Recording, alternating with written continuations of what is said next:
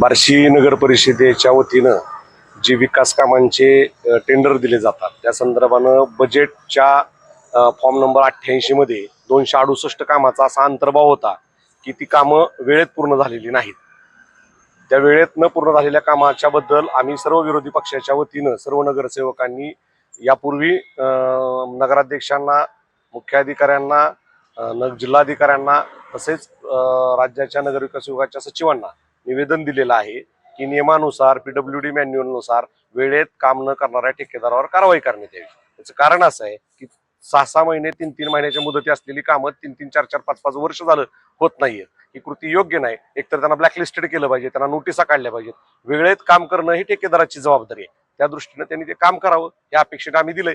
आणि याही पुढच्या काळात विरोधी पक्ष म्हणून सत्तेच्या सोबत आम्ही विकासाच्या सोबत जरी असलो तरी जिथं जिथं काही चुकीचं घडतंय तिथं तिथं सभागृहात असेल, सभागृहाच्या बाहेर असेल, न्यायालयीन व्यवस्थेत असेल, आम्ही ठोकपणाने आमच्या भूमिका मांडत राहू. धन्यवाद. प्रश्न होता की जे 268 काम आहेत अपूर्ण त्यापैकी पूर्ण बिल कोणाची दिलेली आहेत का? नाही, त्याची माहिती आम्ही घेतोय. ती कामं झालीत का नाही झालीत या संदर्भातले पत्रव्यवहार आमचा चालू आहे. यात नागरिक पण सतर्क आहेत. आम्ही त्या संदर्भानं काही कामांच्या लिस्ट सोशल मीडियाच्या माध्यमातून बाहेर टाकू. ते कामं झालीत का नाहीत याच्याबद्दल नागरिक देखील सांगू शकतील आणि आम्ही पण ती पडताळणी करू.